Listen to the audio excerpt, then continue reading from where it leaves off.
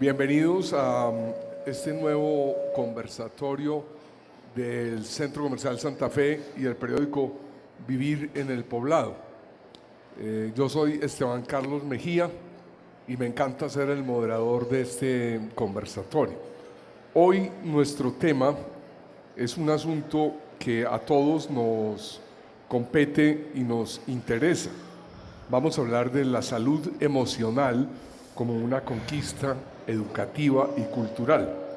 Nuestra invitada es la doctora Isabel Cristina Zuluaga Sánchez. Isabel Cristina, ella es médica de la Universidad CES, psiquiatra de la Pontificia Universidad Javeriana, máster en drogodependencia de la Universidad de Barcelona y se ha desempeñado como docente de la Facultad de Medicina de la Universidad CES y como psiquiatra en distintas instituciones, en particular en la Clínica Psiquiátrica Nuestra Señora del Sagrado Corazón y en Carisma.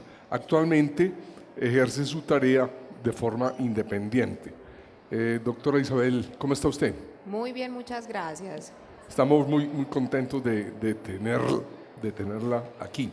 Ajá, y yo de estar acá. Muchas gracias, de verdad. Bien, empecemos por el principio. Vamos a hablar de salud emocional, pero hay una pregunta casi obvia. ¿Qué es emoción? Bueno, entonces la emoción es una reacción o un sentimiento que aparece producto de alguna situación que vive cada individuo en el día a día. Eso es una emoción. La podríamos usar como para términos prácticos como sinónimo de sentimiento. O sea, emociones igual a sentimientos. Para efectos prácticos, sí. Bueno, de eso se trata, lo práctico. Doctora Isabel, ¿cuántos tipos de emociones tiene una persona? Muchas.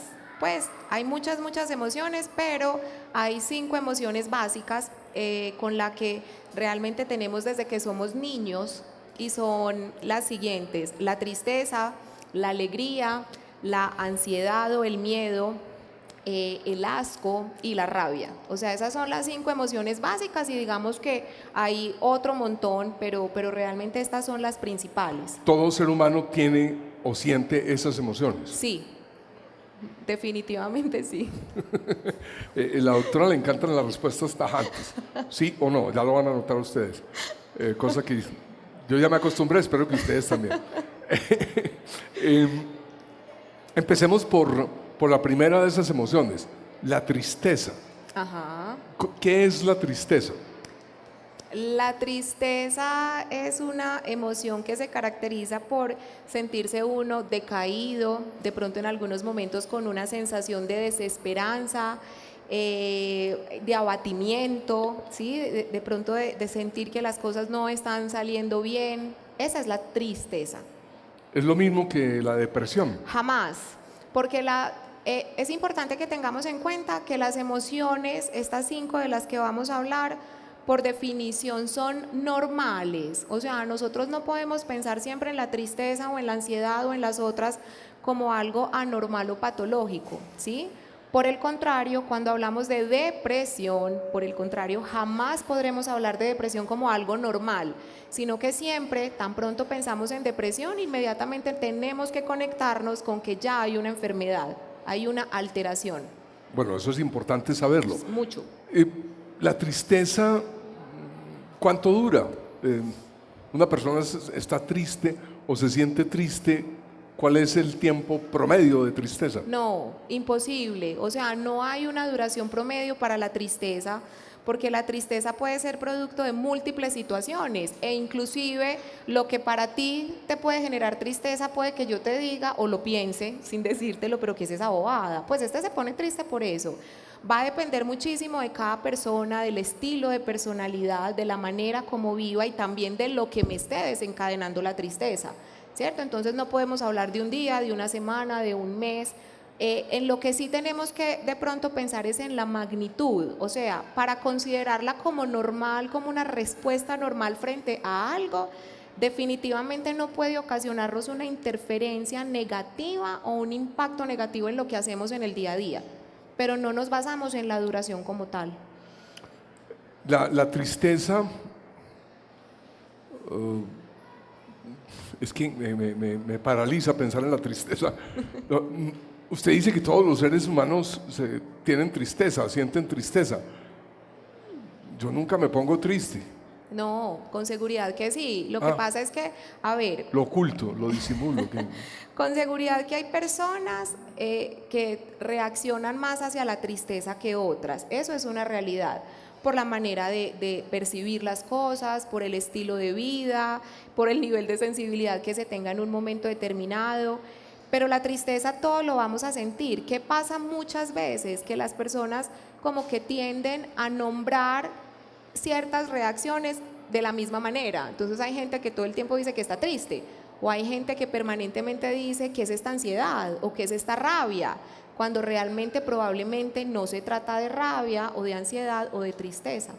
Bueno, cambiemos de emoción, hablemos de la alegría. Todos entendemos qué es la alegría, pero tengo la misma curiosidad que con la tristeza. ¿Cuánto dura? ¿Por qué se siente? ¿Por qué se esfuma?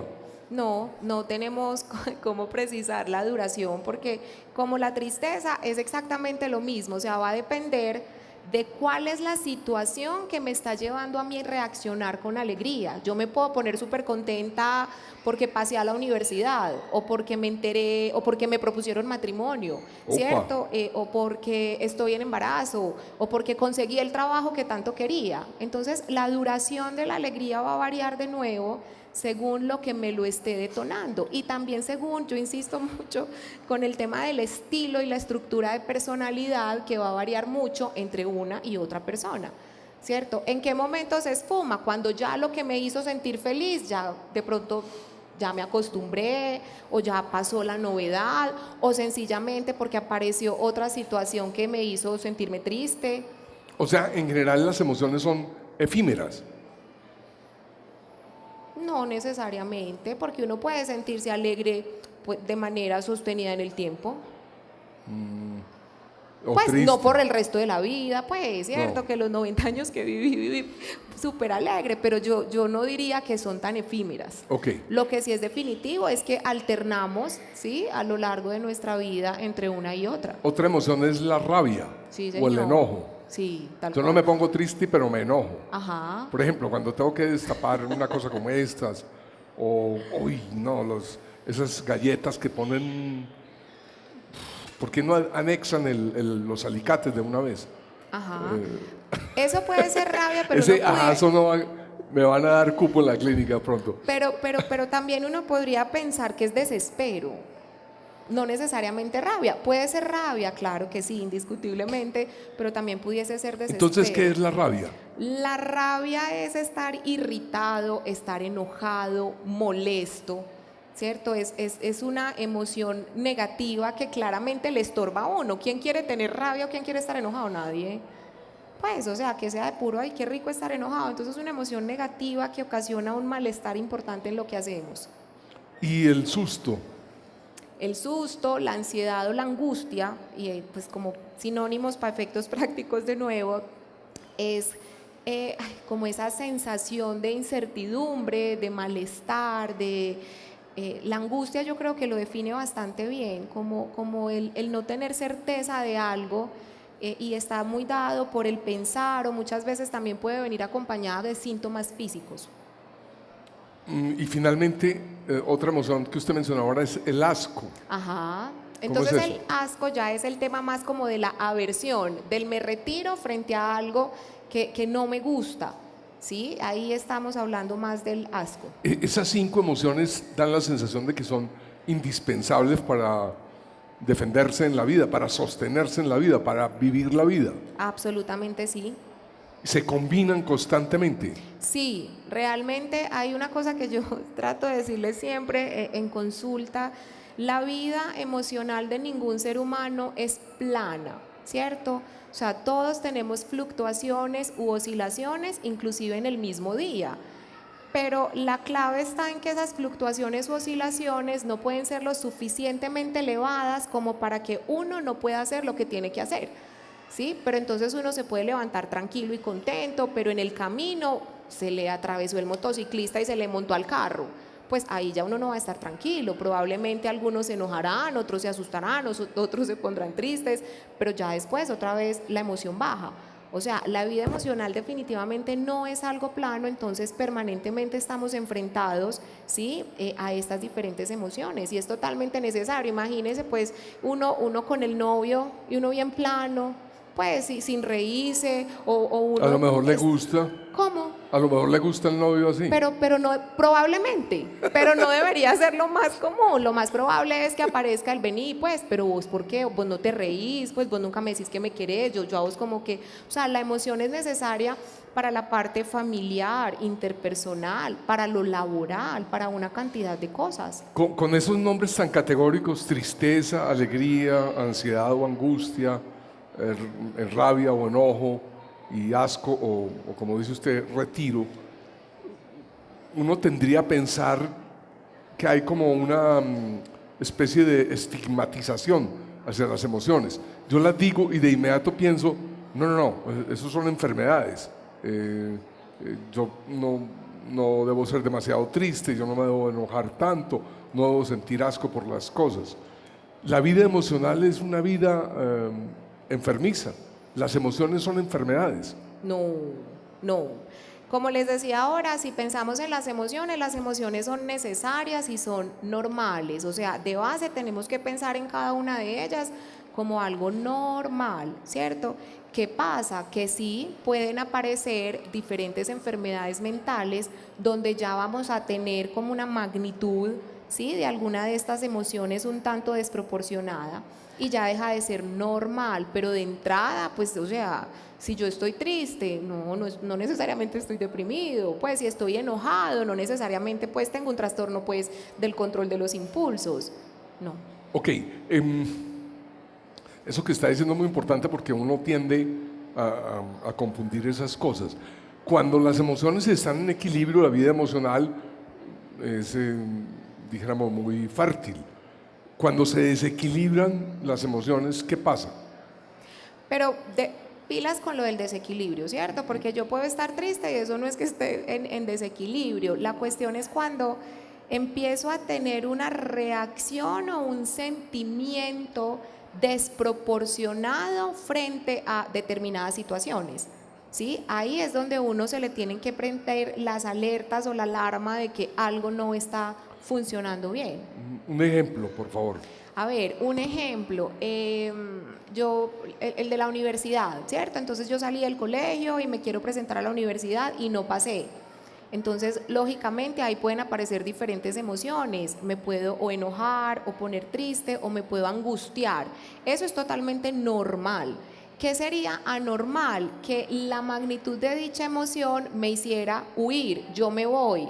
Yo no me vuelvo a presentar, yo definitivamente para esto no sirvo, qué bobada, yo más bien me voy a ir a buscar trabajo, no sé, donde no me exijan la universidad. Ahí ya es donde uno tiene que empezar a pensar de venga, pues, o sea, es normal y es esperable que usted esté triste o enojado, pero no tanto. Cuando se produce ese desequilibrio que usted precisó, tengo dos preguntas. ¿A qué se debe y cómo se trata ese desequilibrio desde el punto de vista psiquiátrico? Bueno, yo realmente pienso que es importante acá que introducir como un tema que está súper de moda, que es lo de la autorregulación o el autocontrol, ¿cierto? Y es algo que todos los seres humanos deberíamos estar en capacidad de hacer, pero cuando los niveles de autorregulación son bajos, y esto va muy de la mano de la tolerancia a la frustración, cuando la tolerancia a la frustración es muy baja, aparecen pues como estas respuestas emocionales que no podemos considerar como normales, ¿sí? Por lo general, si estamos hablando solo de esto, a los que más les llegan estos pacientes es a los psicólogos, ¿cierto? Porque se puede abordar desde la parte psicoterapéutica. Si solo estamos hablando de una dificultad no muy significativa para la regulación, ahí, por ejemplo, la psicoterapia pudiese funcionar perfectamente y probablemente no necesitaríamos una intervención desde lo farmacológico. Yo la verdad es la primera vez que oigo hablar de autorregulación en mi vida.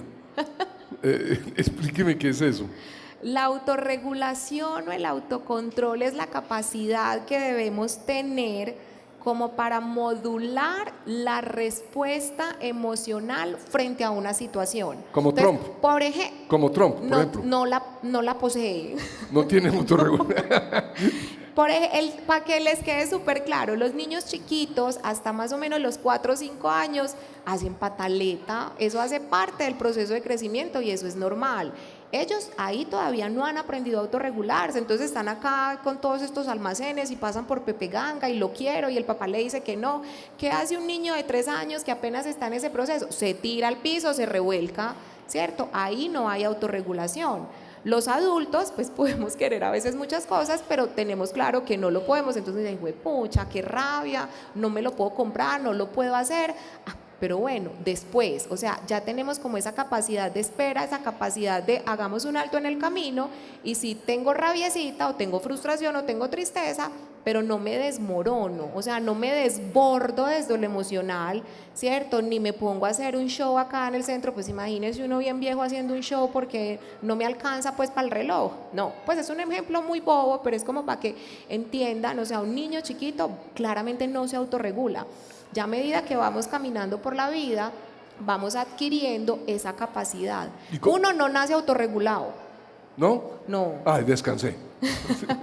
Sino que se empieza a adquirir, ¿cierto? Desde la infancia. ¿Y cómo? ¿Cómo se adquiere? ¿Quién lo, no sé si la palabra correcta sea, quién lo induce a la autorregulación? O sea, ahí tenemos que tener muy en cuenta también, vuelvo con algo que les he dicho mucho y es el estilo de personalidad, porque hay muchas diferencias entre unos y otros seres humanos. Pero cuando estamos chiquitos, definitivamente quienes sean nuestros cuidadores, o sea, quienes estén a cargo de nuestra crianza, son absolutamente determinantes. En primer lugar, porque pues un bebé por lo general está en manos de cuidadores, llámese papás, llámese tíos, llámese abuelos, llámese a la cuna, ¿cierto? Y a medida que vamos creciendo, ya entra a jugar un papel fundamental la institución educativa donde nos metan, ¿sí? El entorno social o los amigos que vayamos eligiendo. Con base en esto es que lo vamos adquiriendo, pero el primer eslabón es la figura de crianza, de autoridad. En su consulta, ¿usted percibe que abunda la autorregulación o escasea? Por estos tiempos yo creo que está escaseando, ¿cierto? Digamos que nos está costando mucho autorregularnos, nos está costando mucho trabajo tener buenos niveles de tolerancia a la frustración, estamos viviendo muy rápido, estamos apostándole muchísimo a la inmediatez, ¿cierto? Y cuando no lo logramos, sencillamente cambiamos rápidamente de dirección a ver si finalmente lo logramos. Yo diría que están muy bajos. En todas las edades. En todas las edades. Pues obviamente más en la población joven, ¿cierto? En los que en este momento son adultos jóvenes, ahí tenemos un nicho importante. Hago ahí un paréntesis. O sea que las emociones, voy a usar una palabra muy frecuente, van madurando con el tiempo. ¿Van qué? Madurando. Claro, o sea, la emoción está, el que Sí. va madurando es uno y la manera de uno reaccionar frente a. Entonces uno va caminando por la vida y uno muchas veces, pues con seguridad que les ha pasado, uno dice, donde a mí esto me hubiera pasado hace 10 años, me hubiera muerto de la rabia, pero ya en este momento no me da rabia. ¿Sí? Donde esto me hubiera pasado hace tanto tiempo, mejor dicho, yo creo que yo me hubiera muerto de la tristeza, ya no. Claro que sí, a medida que vamos caminando por la vida, que vamos adquiriendo experiencias, ¿sí? Que vamos recogiendo lo de la familia, lo del trabajo, lo del estudio, indiscutiblemente la respuesta emocional va a cambiar. ¿Y usted por qué siente que en las generaciones más jóvenes hay menos autorregulación? Yo pienso que es por la velocidad a la que estamos viviendo, el mundo pues está a 1000 por milisegundo. Creo que los padres de familia a veces también nos hemos equivocado y no estamos permitiendo que nuestros hijos se frustren, ¿sí? No queremos que sufran. Y entonces, si no queremos que sufran, no vamos a permitir que sufran, ¿cierto? Y no van a adquirir tolerancia a la frustración, entonces no se van a autorregular. O también puede ser no tanto que no quiero que sufra, sino que es más fácil ceder ante muchas cosas, porque si el niño hace pataleta, yo tengo dos opciones. Número uno, me entro a Pepe Ganga y le doy lo que quiere y ya dejó de llorar en un segundo. Pero tengo otra opción y es acompañarlo en ese momento, pero tengo que tolerar la mirada de toda la gente que está pasando por Pepe Ganga, ¿cierto? Entonces digamos que es una sumatoria de cosas. Pienso que es la velocidad a la que estamos, los intereses y dónde estamos también centrando los padres de familia nuestras prioridades. Con la venia de los patrocinadores, pero yo diría que lo que hace que estemos viviendo en un mundo de inmediatez es todo el entorno sociocultural en que nos estamos moviendo. Es decir, la cantidad de estímulos visuales, auditivos, sensoriales que hay aquí hacen que uno tienda a olvidarse de la autorregulación. No, pero para eso están los límites. Para un niño te lo valgo, pero pues los que ya somos adultos deberíamos tener esa capacidad de frenar y poner límite y explicar y serenarnos. O sea, no nos podemos dejar arrastrar por todo lo externo. Se te salió la psiquiatra. Perdóname que te tutee, pero... O sea, por lo de los límites, quiero decir, los artistas entonces deben autorregular y ponerse límites. Pregunto. ¿Los quiénes? Artistas. Depende. En algunas esferas, claro que sí. Porque si le dan rienda suelta a toda la emoción, a todo su sentir, pueden terminar bastante enredados. Joder. Venga, ¿qué ocurre cuando descubre que a un paciente le falta autorregulación, está, dijéramos, descompensado en esa área? ¿Usted qué hace? A ver, cuando estamos hablando de disregulación o falta de autocontrol, ahí no hay una entidad patológica, o sea, no hay una... en la nosología o clasificación psiquiátrica como tal, aunque sí hay un trastorno de personalidad que se caracteriza por la disregulación emocional, pero de entrada no podemos verlo tampoco como algo absolutamente patológico.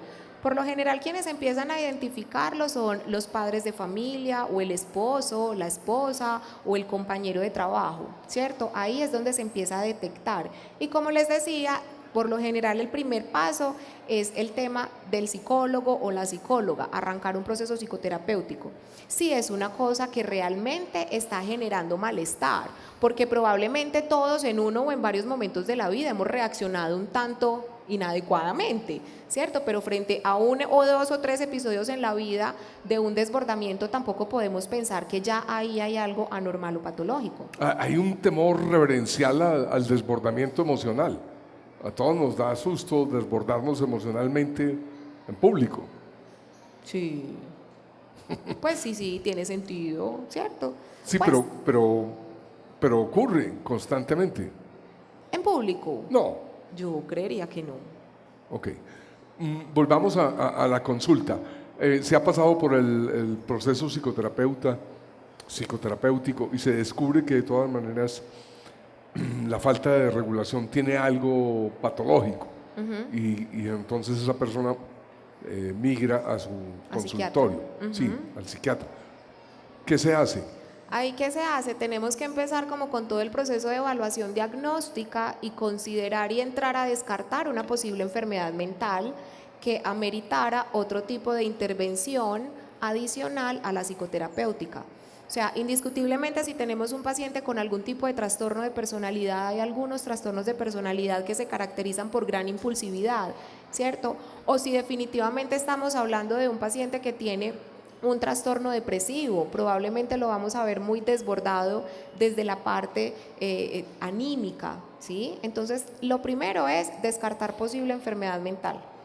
Muy bien. Cuando se inicia, bueno, cuando se habla de psiquiatras, uno tiende a pensar, ese ya es la última, sí, el último escalón, ya lo que sigue es la perdición. Más o menos eso es lo que se cree. Pero a ver, realmente no somos los últimos en el eslabón, lógicamente tampoco tenemos que ser los primeros, porque también a veces hay una gran tendencia que por todo estamos recurriendo a especialistas y realmente tampoco es necesario. Pero acudir al psiquiatra no es sinónimo de me enloquecí o porque ya tengo 20 intentos de suicidio, porque ya no hay nada que hacer o porque definitivamente ya no me paro de la cama o ya no me adapto a ninguna parte, ¿sí? La idea es que haya como una detección más oportuna de posibles enfermedades mentales, y si lo logramos, lo que vamos a hacer es una intervención precoz y el resultado indiscutiblemente será muchísimo mejor que si esperamos a que pase muchísimo tiempo, como con cualquier enfermedad. Es que ese es el tema.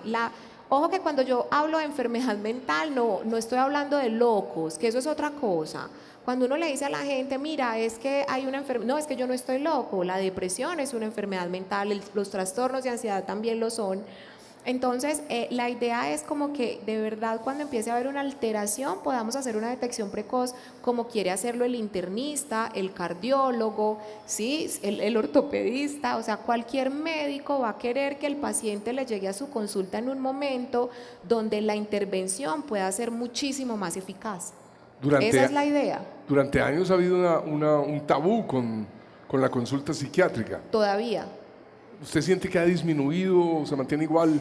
Yo pienso, no, realmente no pienso y ha disminuido, pero no como quisiéramos. O sea, realmente ahí los psiquiatras y también inclusive meto el área de psicología, tenemos muchísimo camino por recorrer y pienso que es una tarea que tenemos que hacer. Que sí es muy interesante que diferentes especialidades cada vez nos dan también como más valor, ¿cierto? O sea, cada vez están más sensibilizados con la importancia que jugamos los psiquiatras en el tratamiento de muchas enfermedades. Entonces yo creo que ha disminuido. Explíqueme eso de que especialización. Lo que pasa es que para muchas personas hace muchos años la psiquiatría no existía, pues era un invento, ¿cierto? Entonces esto era un cuento, un invento.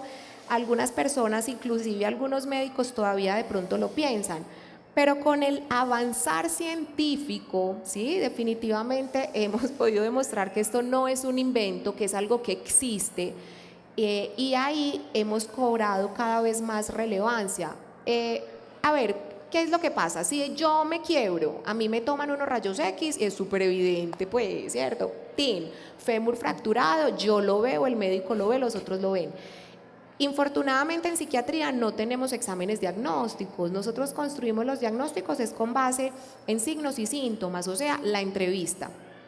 Pero a nivel científico sí hemos tenido muchos avances y tenemos neuroimágenes, imágenes funcionales que nos han permitido entender qué pasa en el cerebro de un paciente con depresión, de un paciente con trastornos de ansiedad. Entonces, aterrizar eso ha hecho que de verdad haya un tanto más de sensibilidad, incluido el gremio médico. ¿Dónde está la dificultad? Que no lo hacemos de rutina. Entonces hay muchos pacientes que le dicen a uno, pero ¿usted qué examen me va a mandar? Nosotros los exámenes que mandamos a veces es para descartar posibles enfermedades que pudiesen estar contribuyendo a los síntomas, pero no mandamos exámenes. A mí ningún examen me va a decir depresión. Súper chévere cuando a uno le ponen el mapa, que es el monitoreo de presión arterial de 24 horas, y al final de la lectura le dicen la diastólica tanto, la sistólica tanto. Entonces el paciente queda como tranquilo, eso es, pero nosotros no lo tenemos. Es más especulativo. No, porque sí existe. Lo que no tenemos es de rutina, o sea, no se lo podemos mandar al paciente, pero a nivel de investigación se han aterrizado muchas cosas y hemos entendido desde lo biológico y desde lo neurobioquímico qué es lo que está pasando. A propósito de eso, cuando habla de avance científico con estas palabrotas que acaba de mencionar, pienso inmediatamente en los medicamentos psiquiátricos, sí, que no sé si esté siendo muy atrevido, han evolucionado con el tiempo. Sí. Háblenos de eso. ¿En qué ha consistido esa evolución? O sea, quiero decir porque en los años 80 la medicación psiquiátrica producía efectos secundarios en las personas que tendían a alejarse de ella. ¿Ha cambiado algo en eso? Pues todavía hay efectos secundarios como con cualquier medicamento. A ver, los avances la psicofarmacología es algo supremamente nuevo. El boom de la psicofarmacología es por allá en los 50, hace nada, ¿cierto? Pero con el tiempo lo que han aparecido son medicamentos con variaciones en el mecanismo de acción. Y como consecuencia de ello, definitivamente el perfil de efectos secundarios derivados de nuestros medicamentos es menor. Pero ojo que cuando digo menor, no quiero decir que sean medicamentos totalmente libres de efectos secundarios, ¿cierto? El medicamento ideal prácticamente no existe en ningún área. ¿Cuál sería el medicamento ideal? Que sea barato, que sea súper efectivo y que no me produzca efectos secundarios. Entonces, con los avances que hemos tenido, sí vemos, digamos que tenemos menos efectos secundarios. Eso hace que el paciente se adhiera mejor al tratamiento e indiscutiblemente los resultados son muchísimo más favorables. Hay unos medicamentos psiquiátricos que alcanzan la gloria instantáneamente. Prozac. No, no la alcanza inmediatamente, mentiras. Perdón. No, tranquila. No. Explíqueme. Digamos que nosotros tenemos varias familias de medicamentos. El Prozac está dentro de la familia de los antidepresivos. Ningún antidepresivo actúa inmediatamente. Todos se tardan, el tiempo de inicio de acción varía entre uno y otro antidepresivo, y también entre una y otra persona, ¿cierto? Pero no hay un inicio inmediato, estamos hablando de mínimo entre 2 a 3 semanas. Con las nuevas generaciones de antidepresivos, algunos empezando la segunda semana, pudiese haber mejoría. Ojo, mejoría. El que diga que está deprimido, me tomé un Prozac y huepajé y estoy feliz, no, ninguno. O sea, los antidepresivos no lo llevan a uno a la gloria. No, yo Inmediatamente. no dije eso, sino que Prozac estaba en la gloria y sus dueños se enriquecieron, etcétera, etcétera. Pero, ¿qué otras familias de medicamentos psiquiátricos hay aparte de los antidepresivos que son, dijéramos, los más comunes? Sí, los antidepresivos es importante también que tengamos en cuenta que son ansiolíticos. O sea, cuando tenemos pacientes con trastornos de ansiedad, el pilar del tratamiento farmacológico será con los antidepresivos por su potencial ansiolítico.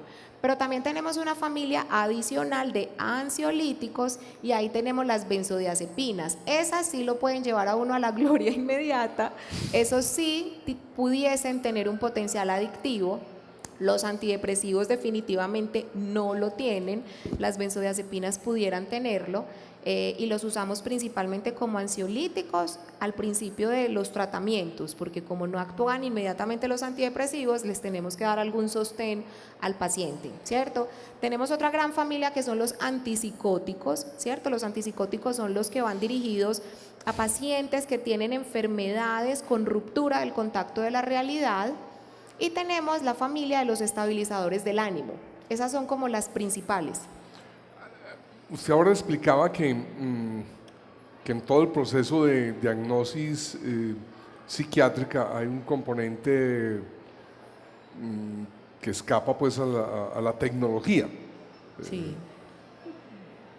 Cuando usted diagnostica un caso de enfermedad mental y ordena estos medicamentos, hay también ahí algo no voy a decir la palabra que es muy fea. No se puede. Improvisación.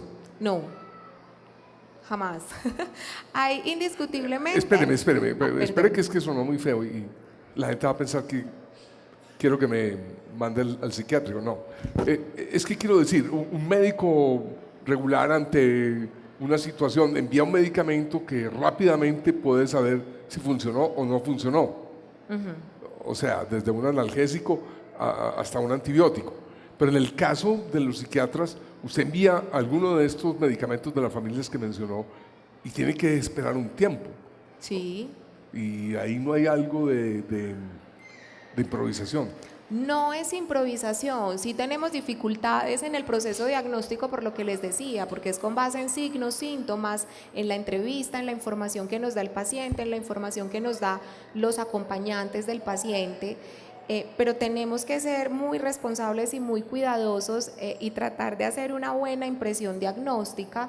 Y si yo tengo una buena impresión diagnóstica, pensar en la familia del medicamento del que más pudiera beneficiarse el paciente. Ahora bien, yo puedo estar segura que un paciente está deprimido, pudiese estarlo, pero yo no te puedo garantizar que el antidepresivo que yo escogí te va a servir. Es como un antihipertensivo. Hay pacientes que les va súper bien con el losartán, hay pacientes que no responden, entonces les ponen verapamilo o de estos combinados. Okay. ¿Por qué? Porque digamos que el curso natural de la enfermedad puede ser diferente entre una y otra persona, pero adicionalmente tenemos elementos de metabolismo. Hay personas que son metabolizadoras rápidas.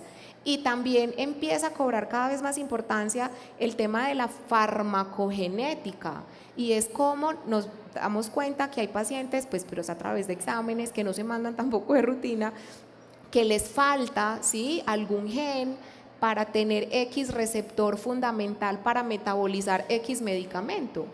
Entonces digamos y pasa en cualquier área de la medicina, no solamente en psiquiatría. Ay, dejemos a un lado estos los medicamentos, pero no, todavía no. Con la popularización de los medicamentos genéricos, que eso también ha llegado al área de los psiquiátricos, Sí, claro. ¿Cómo se dice? La automedicación se ha incrementado, me parece a mí. O sea, es muy común que la gente llegue a una farmacia y pida la fórmula del Prozac, pero en genérico o cualquiera de estas cosas. ¿Usted qué opina y cuál es su recomendación sobre la automedicación en el caso de medicamentos psiquiátricos? No, ni de los psiquiátricos ni de ninguno, pero la automedicación no es por el tema de los genéricos, sino que es que si a la vecina le funcionó el Prozac y yo estoy súper triste, le dice, ve, tómate la pastillita de la felicidad. O lo que sucede con las pastillas para dormir también. Ay, es que yo no duermo, ay, tómate esta pastillita, ni siquiera necesariamente es en la farmacia.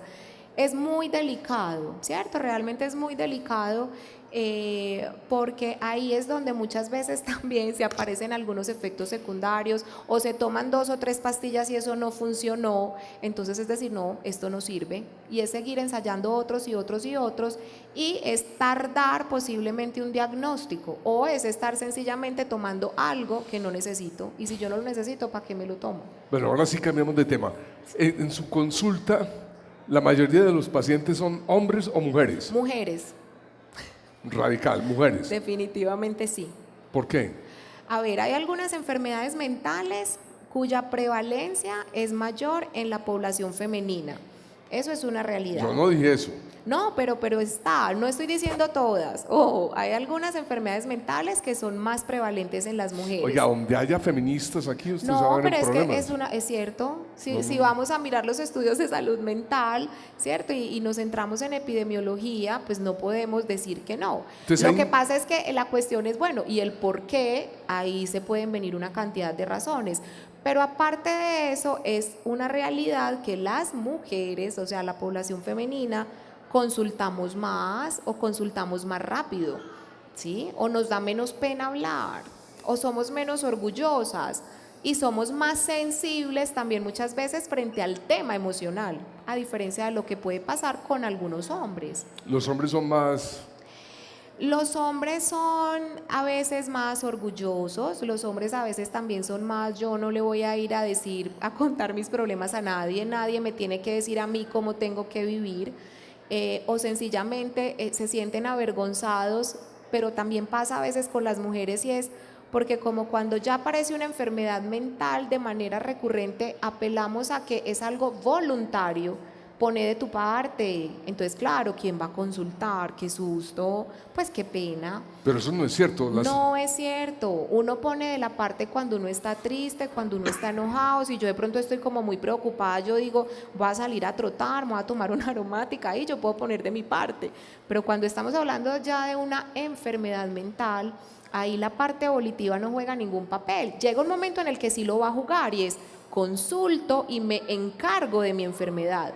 Pero que ¿quién va a querer estar deprimido? Nadie, todo lo contrario, nadie va a querer tener una depresión. O sea, nadie va a salir de la depresión por fuerza de voluntad. Por fuerza de voluntad, no.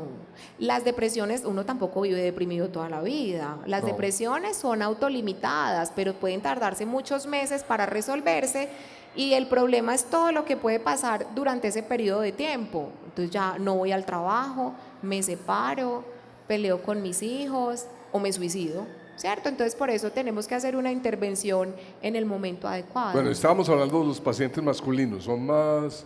Sí, digamos que les cuesta más trabajo hablar. Son más vanidosos. Yo no diría vanidosos, son más orgullosos en cuanto al yo tengo que ser capaz. O sea, les cuesta trabajo consultar, pero porque piensan que es debilidad. Pero son... Uy, vea, doctora. Oh, por Dios. Son esas dos características que usted menciona son de índole cultural. Mucho. Claro, porque es que acuérdense que el hombre pues es el mero macho, el proveedor, el que todo lo puede, el que tiene que cuidar. Entonces, si pensamos en que las enfermedades mentales son producto de la debilidad, ay, pues yo no voy a consultar, qué pena. Y es una de las cosas que más le duele a quienes están, por ejemplo, deprimidos o tienen un trastorno de ansiedad. Es que a mí me dicen que ponga de mi parte, porque es que, ojo, indiscutiblemente si yo tengo una depresión y tengo una vida caótica, la evolución de mi depresión va a ser más compleja, pero yo no tengo que tener una vida caótica para deprimirme. O sea, la depresión, por ejemplo, tiene un claro componente genético, pues tiene un origen multifactorial, pero una base genética. Entonces, cuando hay una persona que se deprime y que no logra identificar una vida caótica, entonces, malagradecida. Vos con ese esposo y esos hijos tan divinos, no, pone de tu parte, pues, ponete las pilas. Entonces, claro, eso hace que se retrase muchísimo la consulta, ¿sí? O que se tema decir que se está yendo al psiquiatra, o que se tema decir que se está tomando medicamento. Porque otra falsa creencia es: ¿cómo es posible que para yo estar bien tenga que tomar medicación? No, o sea, es que la depresión es una enfermedad y lo que va a hacer el medicamento es cuadrar un desequilibrio que hay a nivel neurobioquímico. Entonces no es para yo estar bien en la parte, es porque hay una enfermedad. Empezamos. Estos son comentarios, intervenciones, preguntas del público. Isabel Cristina, nuestra psiquiatra de cabecera. Algunos consejos para tener autocontrol en una persona emotiva. Hoy en día, es chévere porque hoy en día nos estamos apoyando mucho en tratamientos complementarios que antes llamábamos alternativos. Entonces, ¿qué puede hacer una persona que sea bien emotiva o bien sensible? Vean, todo lo que tenga que ver con hábitos saludables de vida es súper chévere. No es volverme fitness ni meterme a CrossFit necesariamente, al que le guste buenísimo, pero al que no. Es, por ejemplo, el tema alimentación, actividad física. Definitivamente estamos muy cansones los médicos con el ejercicio, pero es una realidad. Y hay otra serie de cosas a las que estamos apelando mucho, yoga, por ejemplo, y empieza a haber unos tipos de meditación muy interesantes, como por ejemplo el mindfulness, que claramente podría ayudar a esta población. Pensé que iba a hablar del whisky. No. Porque siempre los médicos aquí nos recomiendan moderación. Entonces yo pregunto lo mismo, ¿un whiskycito? El whiskycito se toma para celebrar y cuando uno está contento, ¿cierto? Pero el peor aliado cuando uno está triste, enojado o asustado es el licor. Okay. Ahí, mientras más lejos, muchísimo mejor. ¿Nos puede explicar sobre los bipolares? Sí, a ver, el trastorno afectivo bipolar es un trastorno del afecto, ¿cierto? Que se caracteriza, hay varios subtipos, pero en términos generales es el alternar entre episodios depresivos que pueden variar en magnitud con periodos de estabilidad y periodos de hipomanías o manías. Un bipolar no es el que hoy me saludó y mañana no, ¿cierto? Que a veces dice, uy, este sí es bipolar. Ese es un grosero. No, ese es un maleducado, no mentiras. Puede tener otro tipo de dificultades, pero el trastorno bipolar tenemos que lograr como definir episodios depresivos, de estabilidad y de hipomanías o manías. ¿Qué es una hipomanía? Es un estado de aceleración, sensación de gran bienestar, aceleración del pensamiento, ganas de hacer muchas cosas a la vez, disminución en la necesidad de dormir, que es diferente a insomnio, ¿cierto? Mucha energía, de pronto gastar más dinero de la cuenta, tomar un poco más de la cuenta, de una duración variable. Eso es una hipomanía. Entonces, ese es el trastorno afectivo bipolar que pertenece a la familia de los trastornos del afecto. Muchas gracias. Quisiera saber acerca de la incertidumbre y su manejo. Ay, Dios, a ver. La incertidumbre, todos estamos sometidos a incertidumbre en uno, varios o múltiples momentos de nuestra vida, ¿cierto? ¿Qué pasa? Que el tema de censar la incertidumbre va a variar entre una y otra persona. ¿El tema de qué, perdón? ¿Censar? Pues de sentirme yo que estoy con ok. incertidumbre o identificar que estoy atravesando va a variar claramente entre una y otra persona. Si yo tengo un trastorno de ansiedad o yo soy supremamente ansioso, probablemente me voy a sentir permanentemente enfrentado a unos niveles de incertidumbre supremamente elevados, ¿cierto? Ahí, ¿qué tendríamos que hacer? Abordar el trastorno de ansiedad. Otra población, por ejemplo, que no tolera muy bien la incertidumbre son los que son muy controladores, muy obsesivos, muy perfeccionistas, porque quieren tener todo tan controlado que cuando algo se les sale de la mano lo viven como una incertidumbre. Nada que hacer, es tratar, ahí apela uno al tema de la regulación. Tenemos que aprender a conocernos, eso es supremamente importante. O sea, nosotros tenemos que conocernos a nosotros mismos y tratar de hacer un análisis. Cuando yo estoy frente a una incertidumbre o me estoy sintiendo mal, es identificar por qué estoy así. ¿Realmente esto que me está llevando a esta situación es lo suficientemente importante para estarlo? Cuando uno ya hace como un análisis objetivo con frecuencia, ese nivel de incertidumbre baja. Si por el contrario definitivamente es una cosa muy grande que sí, uno dice, no, huepucha, es que esto es tan grande que de verdad, ahí es tratar de buscar cosas que me favorezcan, como las que mencionamos de pronto ahora, ¿sí? Para el tema de la persona muy emotiva, o si definitivamente es supremamente intenso, ahí sí recurrir pues a nosotros. La autorregulación y el autocontrol son lo mismo que la inteligencia emocional. No son lo mismo, pero una persona con unos buenos niveles de autocontrol y de autorregulación es muy probable que tenga unos muy buenos niveles de inteligencia emocional. Indiscutiblemente sí, pero no son lo mismo. ¿Qué avances tecnológicos importantes ha tenido la psiquiatría últimamente? Pues últimamente depende de lo que sea últimamente. Lo que les decía ahora, antes teníamos hipótesis frente a la neurobiología de diferentes enfermedades mentales que hoy en día se han aterrizado con estudios, por ejemplo, de neuroimágenes, ¿sí? Funcionales. ¿Qué es una neuroimagen funcional? Se logra ver qué áreas del cerebro, por ejemplo, en un paciente deprimido están hipoactivas, cuáles están hiperactivas y se hacen versus un paciente control o un paciente normal. ¿Hipoactivas quiere decir? Hipoactivas es que están menos activadas de lo que deberían estarla, y hay otras, por ejemplo, en los pacientes ansiosos hay un área del cerebro que se llama la amígdala, pues que no tiene nada que ver con estas, que está supremamente activa. Entonces todo eso se ha podido como aterrizar. Insisto, no lo hacemos de manera rutinaria, es a nivel de la parte de investigación. Y también se ha avanzado mucho en entender qué pasa con los circuitos neuronales, por ejemplo, y con todo el sistema de neurotransmisión. Principalmente es en eso. ¿Qué opina de tratamiento de depresión con ribotril por depresión? No, el ribotril no es un antidepresivo. El ribotril es una benzodiazepina. Ahora les mencioné algo de las benzodiazepinas. Es básicamente un ansiolítico. Con mucha frecuencia, al principio del tratamiento pudiésemos usarlos, pero es mientras el antidepresivo empieza a actuar, para que el paciente pueda estar más tranquilo o para que el paciente nos duerma mejor. Pero que hagamos tratamiento para una depresión única y exclusivamente con ribotril, realmente no. Pues porque no es un antidepresivo. Muy bien. Esta persona creo yo que está autorregulada, porque dice, enuncie 5 elementos básicos para lograr la autorregulación. Ay, Dios santo, bendito. 5 pues. Elementos básicos para lograr la autorregulación. No, pues conteste los que quiera, tengo doctor. que pensar. Pero es que elementos de qué tipo. A ver, ¿yo qué diría? Conciencia, pues el darse cuenta. 1.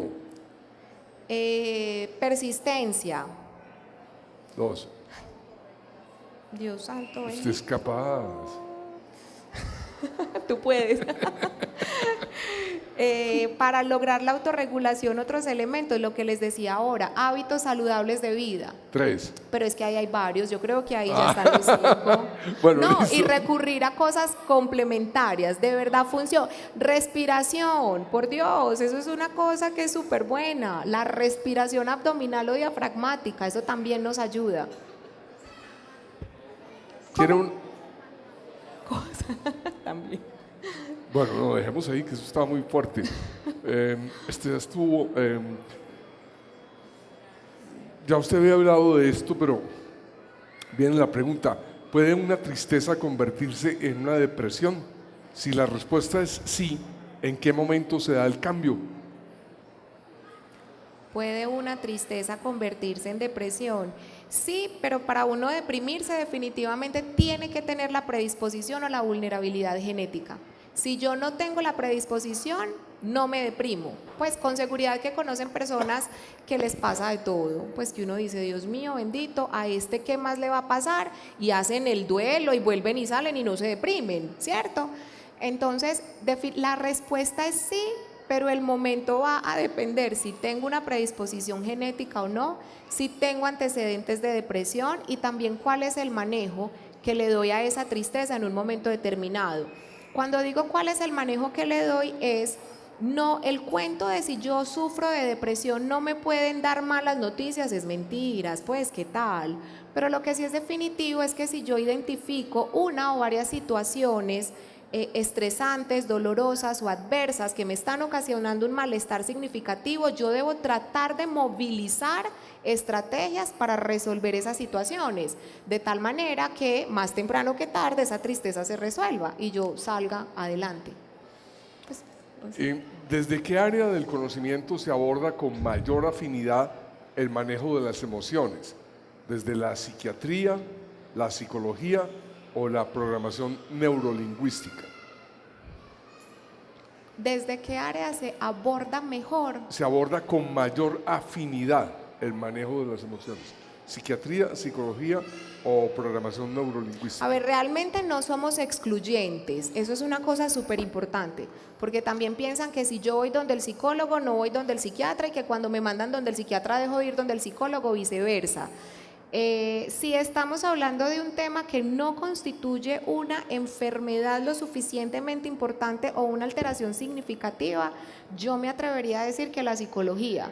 Pero hay psiquiatras, por ejemplo, que son psicoterapeutas, ¿cierto? Pero ahí digamos que el abordaje sí sería el psicoterapéutico.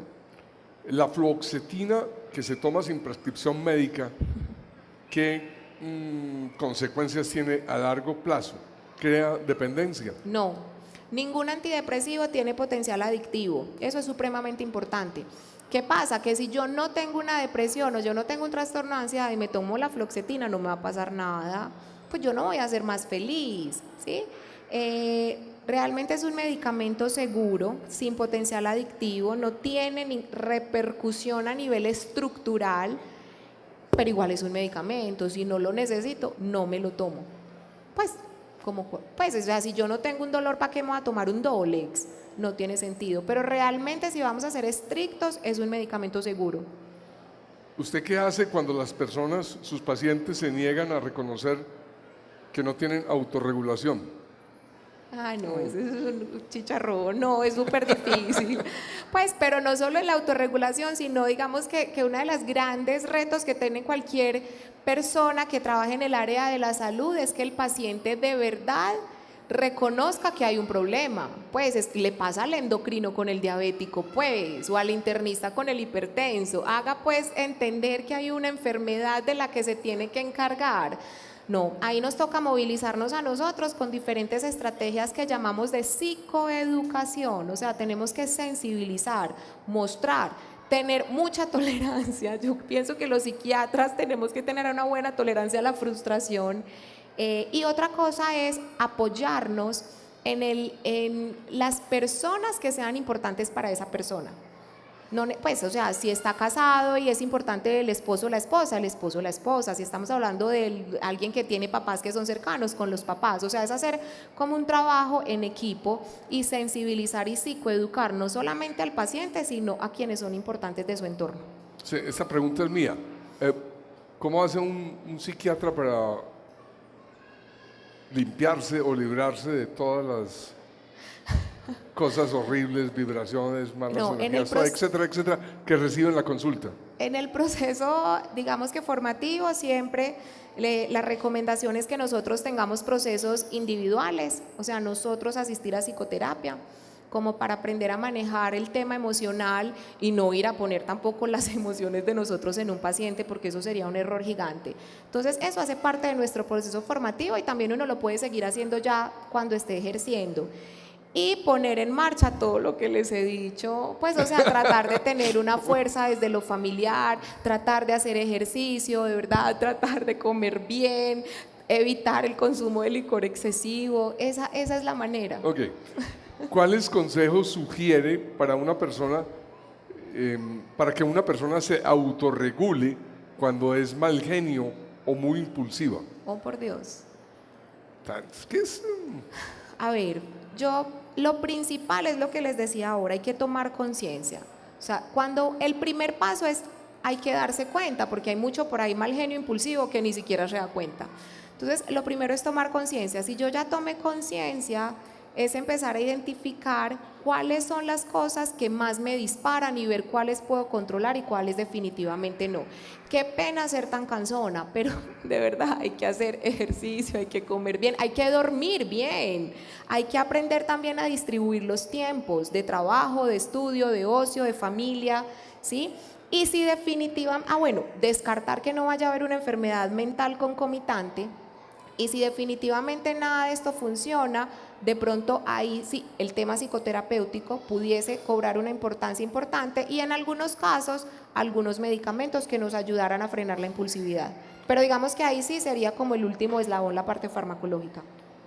Como sociedad, ¿qué podemos hacer para prevenir enfermedades psiquiátricas? Cuidarnos, ser conscientes, acompañar mucho a nuestros niños, a nuestros adolescentes, a los adultos mayores, ¿cierto? Se nos suicidan mucho los adultos mayores y la gente cree que no. Y tomar conciencia y movilizarnos pues de verdad hacia todo lo que nos genere bienestar, pero no de manera inmediata pues, porque ahí dicen, ay no, entonces fumemos marihuana, no, ¿cierto? Sino de verdad es como ser conscientes, hacer un acompañamiento y estar con apertura frente a lo que pudiese no ser normal, sin sobrevalorar o sobrediagnosticar, ¿cierto? Para hacer una consulta oportuna, eso diría yo. A propósito del suicidio de las personas de edad, ¿el suicidio es tristeza, frustración, rabia, ansiedad? No, el suicidio no es una emoción, el suicidio es un desenlace. Pues, desenlace, y no solo se suicida el que está deprimido, obviamente el peor desenlace y al que más le tenemos los psiquiatras indiscutiblemente es el suicidio, pero no solo los pacientes deprimidos se nos suicidan y no todo el que se suicida estaba deprimido. Entonces el suicidio no es una emoción, el suicidio es un desenlace. ¿Cómo se aborda el caso en el cual después de un tratamiento farmacológico para solucionar un problema de inestabilidad emocional de cualquier tipo, la persona desarrolla una dependencia a los medicamentos y aumenta el riesgo de hacer el problema emocional aún más grave? No. A ver, los antidepresivos y realmente casi ningún medicamento nuestro, a excepción de las benzodiazepinas, realmente no tienen potencial adictivo. Entonces muchas personas le dicen a uno, pero es que vea, fulanito lleva 25 años tomando tal medicamento. Muchos, infortunadamente, de nuestros trastornos mentales tienen un curso crónico y recurrente. Entonces, con frecuencia tenemos que dejar los tratamientos por tiempo indefinido, en algunas oportunidades tenemos que dejarlos por toda la vida, pero es por el curso natural de la enfermedad, no es porque se hayan vuelto dependientes a la medicación. Y yo creo que acá hay algo muy importante para que tengamos en cuenta. Adicción no es yo tener que tomar un medicamento de por vida, porque entonces el hipertenso es adicto al losartán, ¿cierto? Y uno nunca escucha que, ay por Dios, vos estás adicto al losartán, pilas, ponele cuidado, estás súper adicto a esa insulina. No. Pero cuando estamos hablando de la parte de psiquiatría, sí con mucha frecuencia estás adicto no sé, al Prozac, a cualquiera de los medicamentos, y no, ojo que no es adicción tener que tomarlo, es el curso natural de las diferentes enfermedades las que a veces nos obligan a dejar tratamientos por tiempo indefinido y definitivamente no van a empeorar la enfermedad. O sea, si yo tengo una enfermedad, tengo que tratarla. En quien considero que puedo quitarle la medicación, se la quito, pero a veces X años después aparece otra vez la depresión, pero claramente está descrito así, como una enfermedad crónica y recurrente. Se necesitan los psiquiatras. Se necesita, No, claro. no, momentico, no, afirman. Se necesitan los psiquiatras, pero llegar a ustedes es muy difícil y hasta imposible debido a las EPS y los costos. Pero no solo a los psiquiatras. No, los ingenieros civiles. Realmente arquitectos. los psiquiatras no somos muchos, ya sí somos más, ¿sí? Pero si pensamos en términos de lo de las EPS, el acceso a la medicina especializada no es tan fácil, es una realidad, hay que pasar varios eslabones, pero lo que les decía ahora, no todo el mundo necesita psiquiatra, es como no todos los hipertensos van donde el internista, ¿sí? Pero sí, no es tarea tan fácil. Y el tema de los costos no es solamente en el área de la psiquiatría, sino en términos generales de las especialidades médicas. Pues yo, ¿qué puedo decir? Tienen toda la razón. Me parece muy bien. Pues, ¿Dónde queda la emoción de la sorpresa? no, existe. Es que acuérdense que no son solo 5, hay una cantidad. Por eso ahora se me olvidó la que les dije que era otra emoción. Bueno, no me acuerdo. Claro, es que hay muchas más. Lo que pasa es que las 5 de las que hablamos son las básicas, pero de ahí para allá, y de hecho, en el tema de la autorregulación es supremamente importante apuntar a identificar las emociones. No podemos nombrar todo de la misma manera. Hay gente que dice, ay, qué tristeza, ay, qué rabia, cuando probablemente no lo es, pero que está, claro que sí. Hay muchas emociones. El manejo de las emociones debería ser un curso obligado en instituciones educativas y en las familias. De las emociones no, del autocuidado, de la autorregulación y del autocontrol sí, y de hecho está muy de moda. No sé si están familiarizados, está súper de moda las escuelas de padres, por ejemplo, en los jardines infantiles, en los colegios, y es darle estrategias y acompañamiento a los padres de familia, ¿cierto? Para empezar a acompañar a esos pequeñitos en todo este proceso. Entonces, la respuesta es sí, pero se está dando. Ok, voy a leerla como está. Terrible. No sé. Entonces, los avaros o miserables son los que mejor controlan las emociones. ¿Yo qué hago? Así me llegó, yo me limito a leer. Entonces, los avaros o miserables son los que mejor controlan las emociones. No, porque un avaro o miserable puede ser muy amargado. Sí. ¿Cierto? Pues, o tener una yo carga emocional tan negativa. Voy a ser de abogado del diablo, creo que lo que la persona está queriendo que decir no se desbordan. Exacto, que el avaro se contiene y el miserable desprecia la emocionalidad. Pero ojo, es que no haya un desbordamiento emocional no quiere decir que haya una buena autorregulación, no tiene nada que ver. Cero. Yo digo no. Tranquila, doctora, usted manda. ¿Se puede decir que las emociones no bien canalizadas pueden generar enfermedades mentales y físicas graves? No bien canalizadas. Definitivamente sí. Ahí es donde les decía que ya hay mucha sensibilidad también en el gremio médico. Los internistas cada vez se apoyan más en nosotros, los cardiólogos, con seguridad que se sorprenden cada que ustedes, por ejemplo, leen que una persona de 41 años le dio un infarto y se murió. Eso no era tan de moda antes, con seguridad que eso ha existido toda la vida, pero ahora inclusive se empiezan a tipificar algunas enfermedades y claramente esta población tiene un estilo de personalidad determinado, suelen tener unos niveles de ansiedad supremamente elevados, entonces sí, tanto la parte mental como la parte física claramente puede verse alterada o beneficiada si tenemos unos malos niveles de salud mental o unos óptimos niveles de salud mental, sí. Yo era una persona muy calmada. Ahora que soy mayor me he vuelto muy brava y gritona, intolerante. ¿Qué tratamiento requiero? ¿Psicológico o psiquiátrico? Así es la vida, doctora. Es que No, a ver, cuando tenemos cambios importantes en los estilos, en el pensar, en el sentir de manera sostenida, yo diría que hay que descartar una enfermedad mental, puede ser depresión, ansiedad u otra. ¿Yo qué diría? Primer eslabón pudiese ser psiquiatría, ¿cierto? Y si no hay nada, ahí sí arrancar psicoterapia.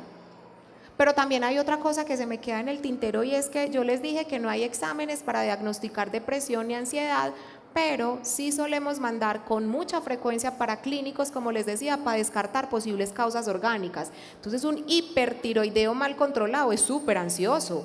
Un hipotiroideo se siente aburrido, se siente abatido. O sea, también sería importante pensar que no hubiera algún tipo de condición médica que estuviese ocasionando ciertos síntomas que pudieran derivar en esta irritabilidad y enojo permanentes. Ese sería otro punto importante a evaluar. la vejez puede producir depresión. La vejez no es que produzca depresión. Acuérdense que para uno deprimirse tiene que tener la predisposición genética. Lo que pasa es que sí hay puntos en el ciclo vital que pueden ser disparadores de diferentes tipos de síntomas, ¿cierto? Pero no es la vejez como tal. Hay que tener la predisposición de la mano de si empiezan a aparecer también diferentes enfermedades. Entonces, si yo ya soy una persona mayor y tengo muchas enfermedades, sí pudiese deprimirme más que quien no, porque hay algunas enfermedades que se asocian a tasas más altas de depresión que otras. ¿Cómo actúa un placebo psiquiátricamente en un paciente depresivo? Un placebo, pues, a ver, todos los medicamentos tienen efecto placebo, pues eso es una realidad, todos en todas Pero entonces, las áreas. definamos qué es un efecto placebo. Un efecto placebo, cuando se habla de placebo es, por ejemplo, a un grupo se le da medicación, a otro se le da otro medicamento que no es este y pudiesen responder, pero realmente el medicamento que se está tomando no tiene nada que ver. Es, por ejemplo, una bolita de azúcar, me estoy inventando, Sí, sí. ¿cierto? Pero en realidad todos pudiesen tener en cierto grado un efecto placebo, pero eso va a estar muy dado también por la actitud que yo le ponga, las ganas, la confianza, la convicción. ¿La drogadicción se puede curar con medicamentos o solamente es a voluntad del paciente? Hasta la fecha tenemos muy pocos medicamentos dirigidos única y exclusivamente a tratar trastornos por consumo de sustancias. Vienen en camino cosas muy chéveres, vacunas, entre otras cosas, que todavía no las tenemos. Hay medicamentos que ayudan a controlar posibles enfermedades asociadas, ¿sí? Y desde ese punto de vista uno esperaría que el paciente mejorara más, pero la decisión del paciente de querer aliviarse es supremamente importante. Pues si no hay voluntad, si no hay decisión, si no hay conciencia, difícil. ¿Después de cuánto tiempo que se note posible tristeza o profunda tristeza, se debería consultar al psicólogo o al psiquiatra si no pudo ser tratado por el primero? No hablemos de tiempo, porque realmente el tiempo no es tan importante. Hablemos es de magnitud de la tristeza. Si definitivamente va pasando el tiempo y yo sigo súper triste, súper abatido, súper decaído, empiezan a aparecer otros síntomas como o no duermo, o no como, o ya no me concentro en el trabajo, o no me concentro en el estudio, o no me soporto a mis hijos, no me soporto a mi esposo. O sea, ya cuando la magnitud de los síntomas claramente empiezan a ocasionar un impacto negativo en lo que yo hago en el día a día, ahí hay que consultar. Pero no esperar pues a llevar 6 meses así, tampoco si llevo 2 días, sino que digamos si yo ya llevo 2, 3 semanas sostenidas de esta manera, la recomendación sería consultar. Doctora Isabel Cristina, esta es una consulta directa.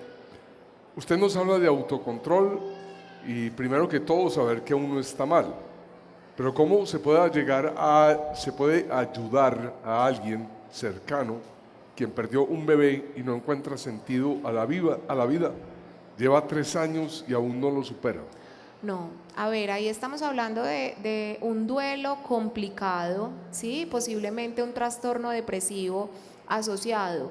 Fundamental, medicación y psicoterapia.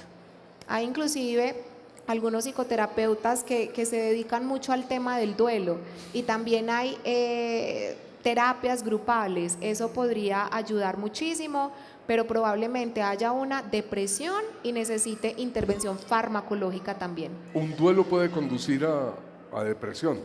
Si Si tengo hay la vulnerabilidad, sí, y genética, tenemos sí. duelos complicados, ese sería un duelo complicado. A uno nadie le puede decir en cuánto tiempo el duelo puede estar resuelto, eso del tiempo está súper debatido. Ay, no, en 6 meses tenés que estar muy bien, porque eso tiene muchas variaciones. Todas las personas reaccionan distintas. Diferente, y también depende de qué fue lo que perdí. Una cosa es que me quedé sin trabajo, otra cosa es me separé, otra cosa es se murió mi mamá, otra cosa muy diferente se murió mi hijo, ¿cierto? Pero realmente si la magnitud del síntoma es tal, de esta y tan sostenido en el tiempo, ahí sí uno tiene que decir, venga, que la cosa no está del todo normal. Ya casi acabamos. Bueno. ¿Qué relación con las emociones tienen las compulsiones obsesivas? ¿Qué relación con las emociones? Sí, emociones, compulsiones obsesivas. A ver, las compulsiones entran pues como ay Dios, pues la familia del trastorno del control de impulsos. No necesariamente van a constituir una enfermedad y con frecuencia lo vemos en pacientes ansiosos, no exclusivamente en ellos, pero cuando hablo de ansiosos me refiero a ansiedades no controladas o desbordadas.